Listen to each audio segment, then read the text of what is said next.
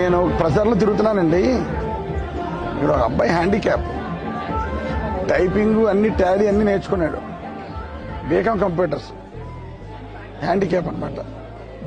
కొంచెం జాబ్ ఇవ్వాలి సార్ కొంచెం. మనం